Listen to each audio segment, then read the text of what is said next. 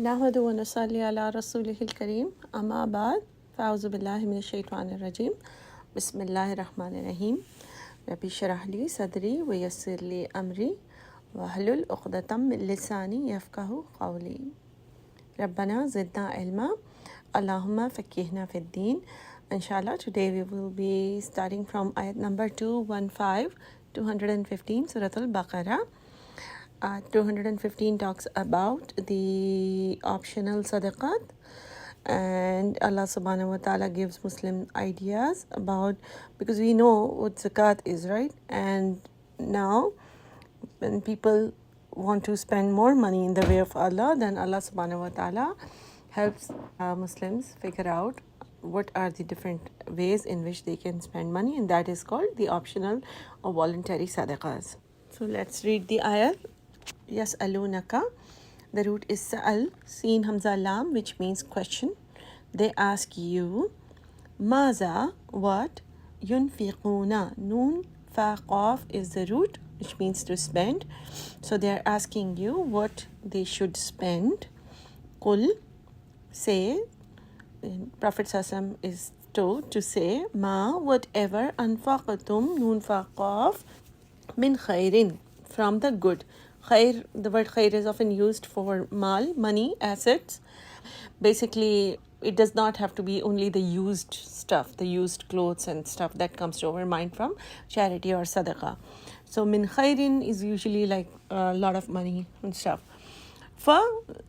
Then lil walidaini, number one, Allah subhanahu wa ta'ala mentions walidain, which is a proof that this ayat does not talk about zakat, because zakat, everyone is not eligible for zakat, and parents don't come under that list. This is also not for the parents who are poor or needy, because for that you do not have to wait for doing sadaqah on them. It is something that is obligatory on people. If the parents are poor and needy and they need something like food or medicine or basic clothes or rent or something, then it is not considered optional for a child to help them. It should be something that is further on them. So this is considering like what the gifts that you can bring to them, to be just something that can bring a smile to them. Besides, these are not none of the needs that are mentioned over here. When Allah subhanahu wa ta'ala mentions walidain, it means that you are spending more than after you're done spending on your family, you've covered all the basics, you've provided for your spouse and children.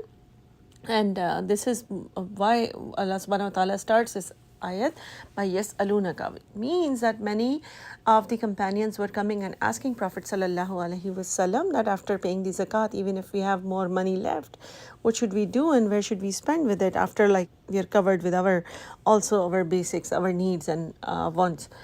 Then Allah subhanahu wa ta'ala mentions walidain. So bring things that, because in your whole life, parents have spent on children, mostly for children.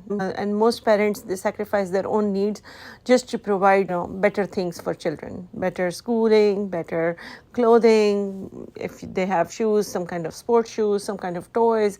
So there must be many places where they must have. And so now it is our turn, it is your turn to bring things when you have extra money, and bring things that you can think of which will make them happy.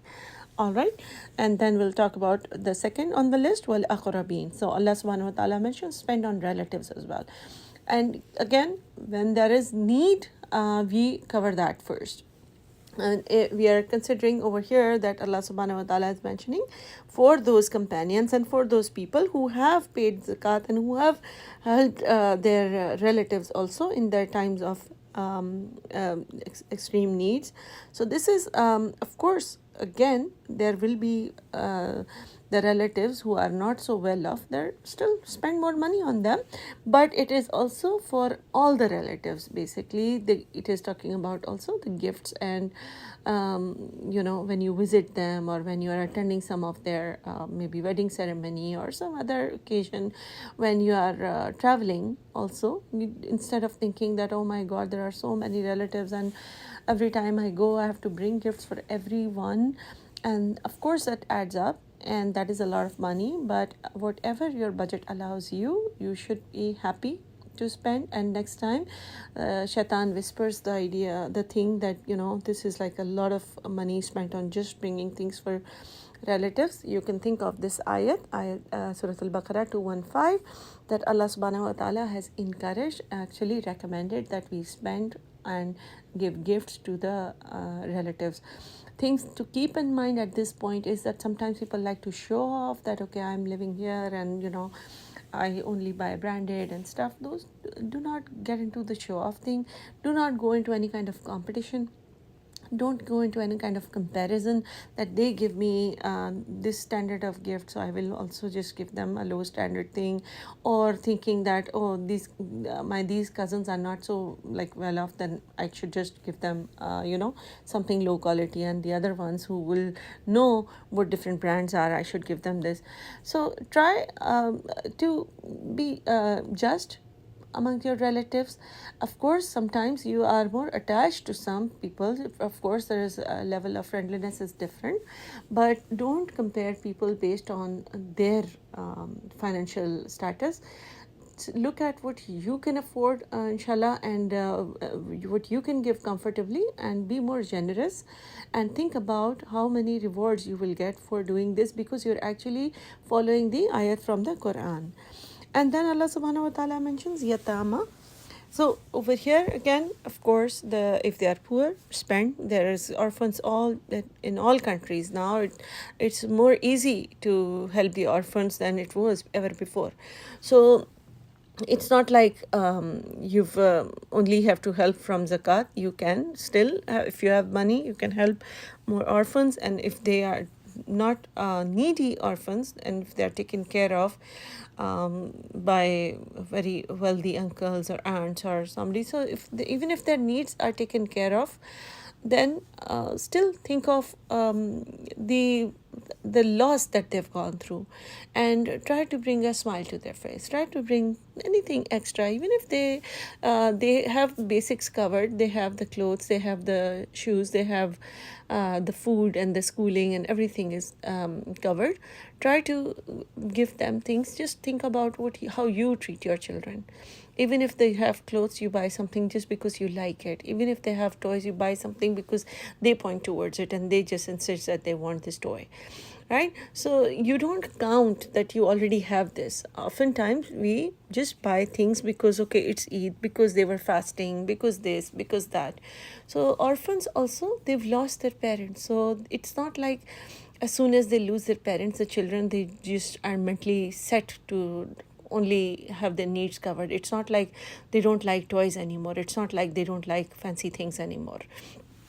Okay, so spend on them. And then wal masakin are needy and poor. Again, Allah subhanahu wa ta'ala mentioned them over here. So we don't think that, okay, if I have paid my zakat, then I don't need to help out anyone else who's asking for money, or who I think needs money, or if there is a fundraiser going on for some friend is trying to collect money for some one of their poor relative, or another friend who is in need, or somebody going through a very hard time, and you're just trying to help them. If somebody just lost their job and they're still looking for a job and not able to pay the rent, so don't think that, okay, I'm done with my zakat, so now I can't, because sometimes these people are not even zakat eligible. They have the gold and stuff, but which they are not selling right away. So you've got to help them, and you can do that from the sadaqat as well. So there are families who are again not zakat eligible, but they do not buy very fancy stuff, and Allah subhanahu wa ta'ala encourages us to make them happy also. For example, if there is Eid, then buy something really nice for this family, where the chocolates that they would not usually buy. Making somebody happier is something we can do if Allah subhanahu wa ta'ala has blessed us with more money. And then wabni sabil. So the literal meaning of this word is wabni means son, and sabil means way.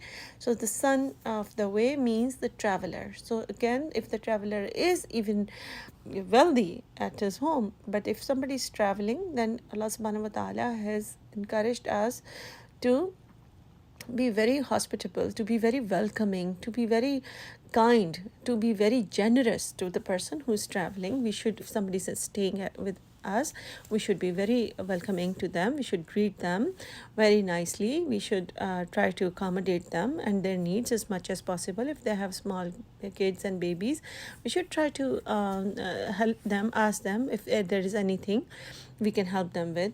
And if they are not staying with you, then try to invite them, try to take them places, and give them rides. And don't think that okay, they already have, they should have included this in their budget, why should I spend so much money or my time? But this is what Allah subhanahu wa ta'ala has told you. Every time this kind of thought comes to your head, you have to think that I'm just following the command that is given to me in ayat 215 in Surah alBaqarah. Because sometimes people think that okay, if they are traveling, they should have known this, and they should decide, they should plan better, and do this and that.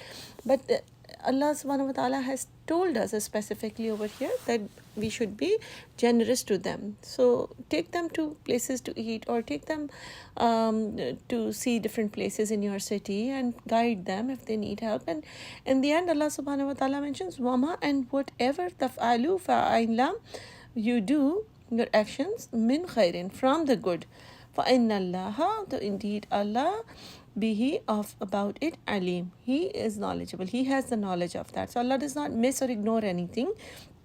Whatever good you do, does not necessarily have to be with only money. Of course, it started off with how to spend more money if we have, after paying off the zakat as well. But Allah subhanahu wa ta'ala mentions that even if you don't spend so much money, the generosity, the character, the kindness that comes, it is a better sadaqah. And we were even studying the ayat related to sadaqah. Allah subhanahu wa ta'ala told us that even if there is going to be a sadaqah which is going to be followed by some kind of unkind words or something that is going to be harsh, then it's better to just be nice, just use good words. Okay, so people who are traveling, they might need some advice how to make the itinerary, where to go. Just help them out with that. Just try to save their money as well. Just try to don't just shrug your shoulders and think that, oh, they have lots of money, they'll figure out, no worries, I don't have to waste my time on that. Some people do that. Some people think that okay, if I'm visiting back home, why should I spend so much money in bringing gifts for everyone? And in the same way, people often think for orphans, if they are well off already, I don't have to worry about that. I should only think about people who are poor. So Allah subhanahu wa ta'ala has given us, and this is a huge mercy that Allah subhanahu wa ta'ala has given us ideas to spend sadaqah even besides zakat. Otherwise, we would never have thought that okay, we should do this as well. Then inshallah, ayat number 216, kutiba is prescribed, written, alaykum, upon you. Alaykum is made of two words, ala and kum. Al-qitalu, qital. So kutiba means prescribed, means it is made fard, and at this time we see that Allah subhanahu wa ta'ala had made it fard for them. There are different types of fard ibadat as well, fard worship as well. Fard and means something that has to be done by everyone. Fard kifaya is something that needs to be done by somebody in the community, by some people. And one more example of fard kifaya is like the funeral prayer, the salatul janaza. If one person from the entire neighborhood also prays, then of course that person gets a reward, but the others are protected from the sin. But if nobody attends from the community or from that neighborhood or from that group of people, then everyone gets the sin of not doing it, because fard means something that has to be done, but fard kifaya is something that if everyone else cannot do it, then at least one person is doing it. But for the an means it is everyone, so it is for everyone, just like salat, normal 5 times prayers is for the an, for all of us.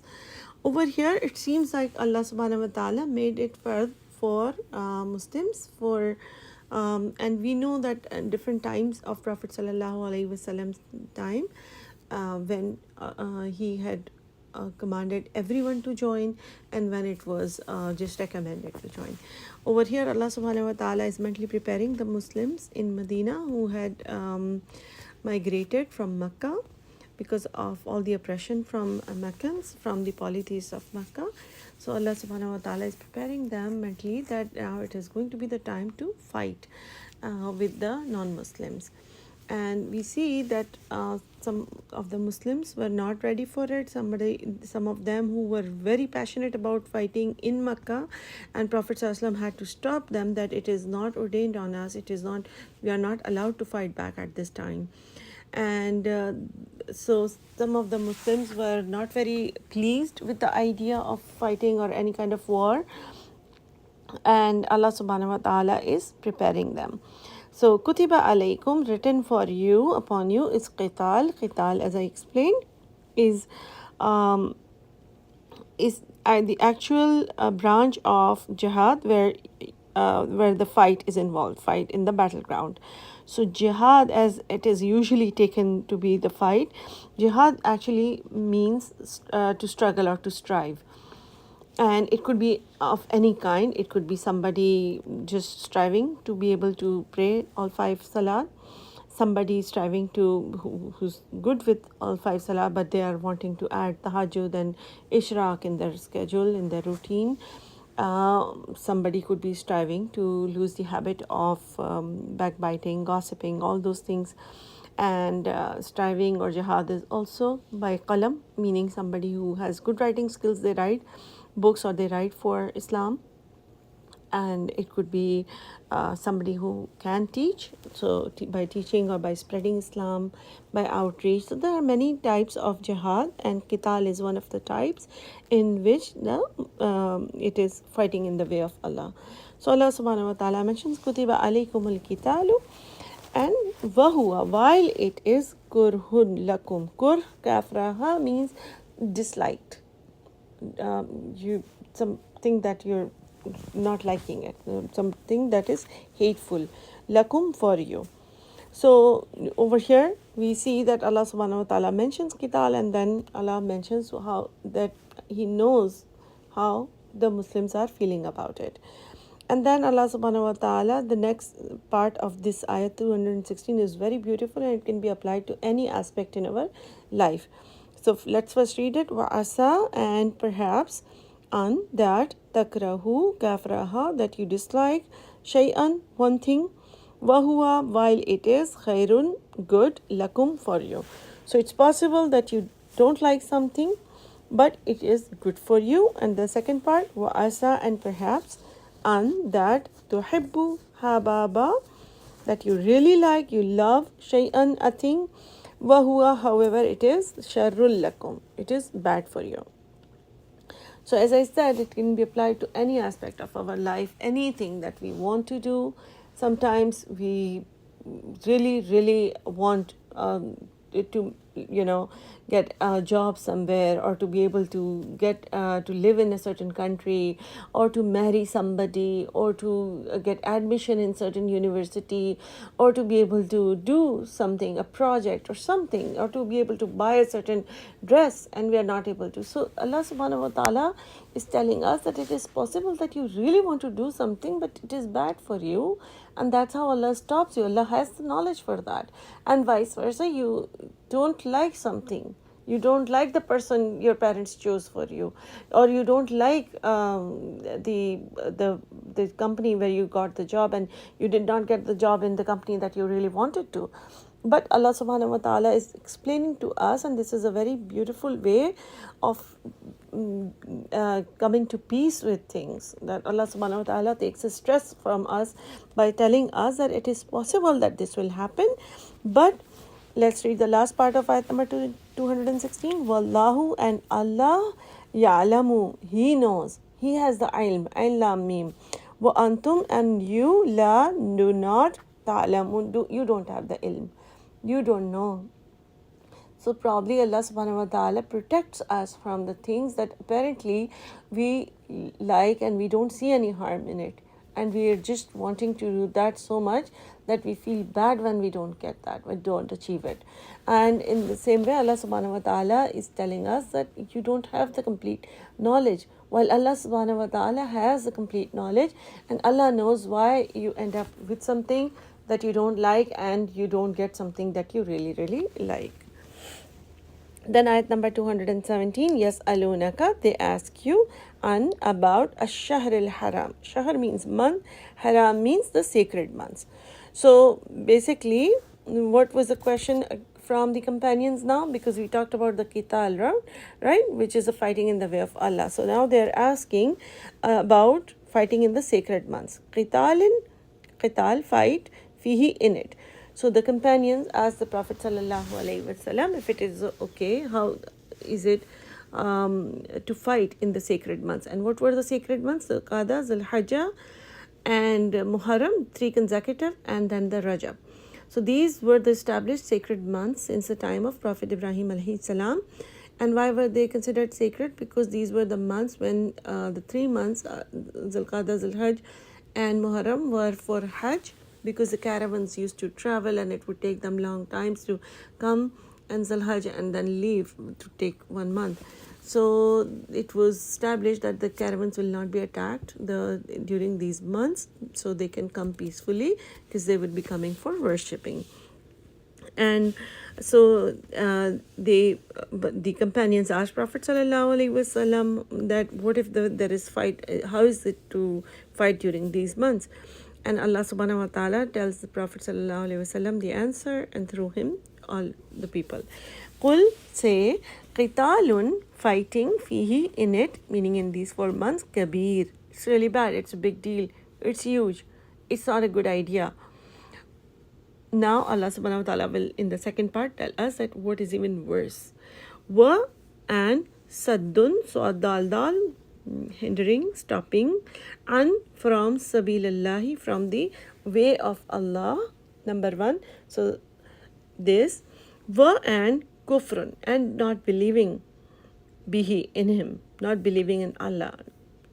And third, wal masjidi, and from the masjid al-haram, from the masjid al-haram, what, wa ikhraju ahlihi, and kharaji, meaning exit, exile, turning driving somebody out, and ikhraju ahlihi, and driving out its people who lived there, minhu, from it, akbar. So Allah is saying it is really big, really bad to fight in the sacred months, but what is even worse is stopping people from the deen of Allah, not believing yourself, and then also driving people out and pressing them so much that they have to leave the place. So that is akbar. So kabir means big, and akbar means the superlative degree, which means even bigger, the worst. That is the worst. And the lahi, in the eyes of Allah, near Allah. Wal fitnatu akbar, and the fitna and the oppression, fatanun akbar, it is very big. Minal qatl, compared to the qatl. So fighting is not good, but the fitna is really bad. So you need to fight. Basically, the answer, the solution that is shown in here is that it is understandable that fighting is not a good idea, especially during the sacred months, but what they do is so much worse that it is needed. Wala, and not yazaluna, zai waw lam, meaning they will stop, yuqatilunakum, from killing you, from fighting against you. Qafta lam is the root. Hatta, until, yaruddukum, ra dal rad, to, until you're turned away. Basically, Allah is telling them that even if you will not fight them, they are going to keep fighting until they turn you away from your religion. So, wala yazaluna, they will not stop, they will not cease, yuqatilunakum, the fight with you, hatta, until, yaruddukum, ra dal, they will rad you, they will turn you, and from dinikum, from your religion, in istata'u, if they are able, istata'a, if they have the istita'at, if they are able to, wa and man whoever yartadid. Now this is the last part, is a message for the Muslims who maybe will not fight, and because of the persecution may turn away from their religion. So Allah subhanahu wa ta'ala is already telling them, warning them, that whoever turns away, murtad is the word also derived from that. So whoever turns away, minkum, among you, meaning from the religion, an dinihi, in his religion, for then yamut, mim vav tam, and then he dies, maut, and then he dies in that situation. Wahuwa kafir, while he is kafir, while he is while he has become a kafir. So he's a Muslim right now, and somebody who turns away from the religion and then dies in the same condition that he is kafir. فَأُولَٰئِكَ, then what will happen? For those, habitat, habatwa, meaning wasted, a'maluhum, their amal. All their amal or their deeds will be completely gone. They will be wasted. في الدنيا والآخرة, in this dunya also and in the akhirah. Nothing will be counted. It's not like the few years that you were Muslim, all the good deeds will be counted. Nothing will be counted. وَأُولَٰئِكَ أَصْحَابُ النَّارِ, and they will be ashab, the companions of the nar, of the fire. And they will go to fire, hum fiha khalidun, and they will live there forever. Khalam dal. So it is not going to be counted that, okay, they were Muslims for some time. It will be whatever condition they die in, that will be counted as if that they lived their whole life like that. And then last ayat for today, innal lazina, on the other hand, Allah subhanahu wa ta'ala, whenever he talks about the people of the hellfire, and Allah subhanahu wa ta'ala also mentions the people of Jannah, or those who struggle in the positive direction. Innal lazina, indeed those who amanu, believed, wal lazina, and those who hajaru, those who do the hijrat, hajimra, the migration, wajahadu, and they strive, jim hadal, fi sabilillahi, in the way of Allah. Then what will happen? Why do they do it? Ulaika, those, yarjuna, rajim baw, they are hopeful, rahmatallahi, of the rahmat of Allah. Because when people keep striving, they know that even if they are not able to accomplish all their goals, they are still striving, keep on working hard, because they are hopeful that Allah will have mercy on them. Because of their strife, because of their hard work, Allah will still reward them. So what does Allah tell us about them? Wallahu ghafurur rahim, and Allah is for them ghafurur rahim. Allah constantly keeps on removing their sins by because of the word ghafur, because of Allah's name. We know Allah subhanahu wa ta'ala will cleanse them, He will forgive them all the mistakes that they will do in the way, because the intention is clear. They are striving in the way of Allah, and He will be Rahim. He will be merciful at all times, repeatedly merciful. Okay, so in this ayat, the action items are related to Sadaqah, to spend, and we understand that it is not that after you've paid your zakat, you just keep your money to yourself. It is still a Muslim's character is that they are very generous. They keep spending. They don't just say that, okay, we are going to be spending on whoever the poor and needy are. They are very generous with their family, with their parents, with their relatives, and even if there are more causes after they've paid zakat, they are not going to stop giving in the way of Allah subhanahu wa ta'ala, and they are very hospitable and welcoming. Another thing I wanted to touch was the types of jihad. I have mentioned to you that there are many types of jihad. Just naming a few, some of them have phrases in Arabic as well, like jihad bin nafs, which is the internal struggle against the desires, right? And I told you, like, maybe if somebody sleeps a lot and they are having difficulty, even like having fajr prayers, so that is also jihad bin nafs. Or somebody has difficulty stopping the anger or lying, the habit of gossiping. All these things are what your internal desires are. Even like not very generous, not very easy. It doesn't come very easy for some of us to be able to spend money, and we just want to give only the old broken things. to others. So this is jihad bin nafs, and then jihad bil mal. Okay, sometimes things overlap. So jihad bil mal is also spending money, also as sadaqah, but also in the outreach at, okay, more Quran are needed for new Muslims, or giving a gift to somebody who's a new Muslimah, so just to welcome them and encourage somebody who is coming towards Islam, or who's trying to learn towards Islam. So give them things that will encourage them to ask more questions, and give them literature or spend money in those things as well. Then jihad bil ilm, with your knowledge. So if you have knowledge, try to spread that, and but this has to come with wisdom. You cannot just the difference between rain and flood. So do not overwhelm somebody. And then jihad will amal is also with your actions, with how your character is, how you treat others, and then that's how people will be attracted towards Islam. That, okay, I've dealt with Muslims and they are really nice, they're honest people, they don't deceive others, they are very good with their promises, and they are not liars, and they don't get angry, they're very composed. So all these amals are also a jihad. We are striving into spreading Islam because of how we act. Okay, and then jihad with saif means sword, so that is what is also qital.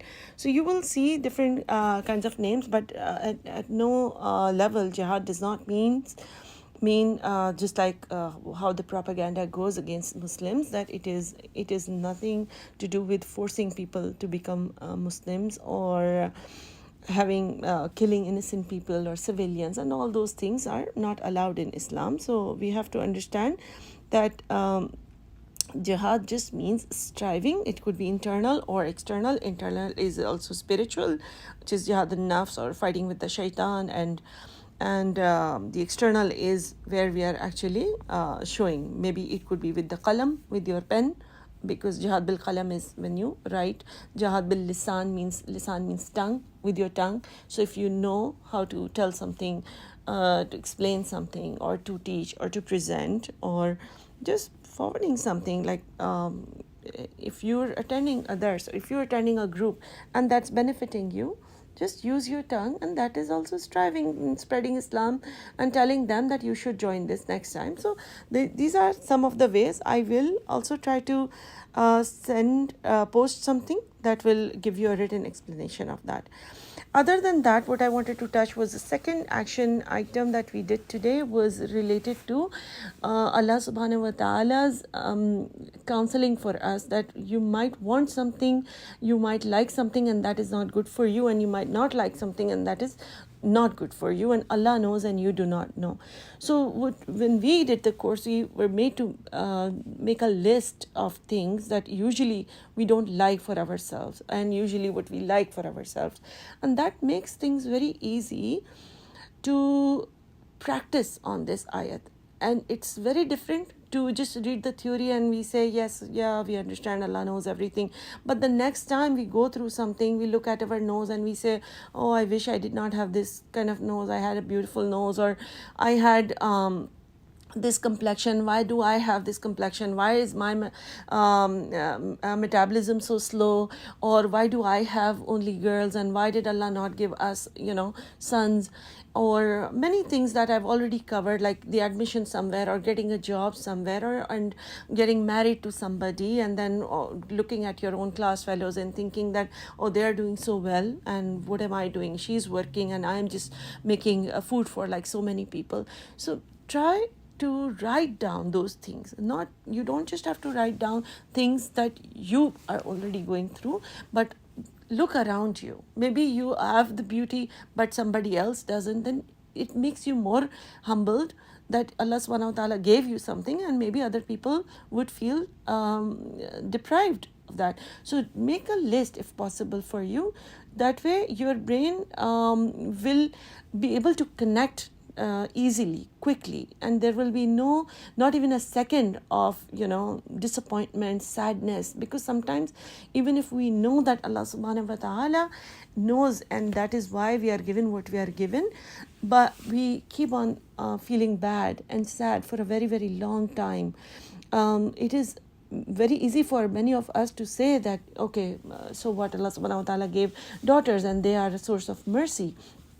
But it is difficult sometimes for people to accept that. Sometimes people have very good mix of children, but one of them is handicapped. Somebody has some kind of problem physically or mentally, or somebody is having a very good life, but the spouse suddenly goes through a very big disease or some accident happens. So many times this question comes in our mind: why me? Why did this happen to me? But keep in mind that Allah subhanahu wa ta'ala knows and we do not know. And when we can't change things, it is better to focus and to be able to, work on it and get the rewards when dealing with that. Sometimes Allah subhanahu wa ta'ala makes us go through some things that are not something apparently that we like, but Allah raises our darajat so much, our levels so much in Jannah, that that it is known that sometimes when we don't get something that we want in this world, in the akhirah, when that dua will be answered, we will wish that that none of my duas were answered in dunya. It will be answered so beautifully. And when people on the day of judgment will see the levels and the greeting and the honor that will be given to the people who've spent their life in any kind of compromise, any kind of misery, and the others will see how Allah subhanahu wa ta'ala honors them and respects them because of their patience and still the gratitude, then they will wish that they could go back to the world and their skin would be cut with scissors. I mean, they would wish that they were given difficulty in this small, tiny world as compared to what they're getting in the permanent world. So if you keep these things in mind, if you make a list and think that it's okay, whatever I have, Allah subhanahu wa ta'ala has already written that for me even before I was born. So when we are in the womb of our mother, things are already written for us. Some of them. Of course, we are told to still work hard because that is what our account will show, how we dealt with things. That is what our account will show, of account of good deeds and bad deeds. But our risk means everything, not just the food and the income, but everything. The place where we study, the place we get married, the children, the boss that we have, the colleagues, the friends, everything is written. So whatever we deal with, just our reaction is what matters. Allah subhanahu wa ta'ala will give us, we should make dua still, and whatever we end up with, we have to have the courage to accept that in such a way that we can focus on availing good higher levels because of that, inshallah. All right, jazakallah khair. Assalamu alaikum wa rahmatullahi wa barakatuh.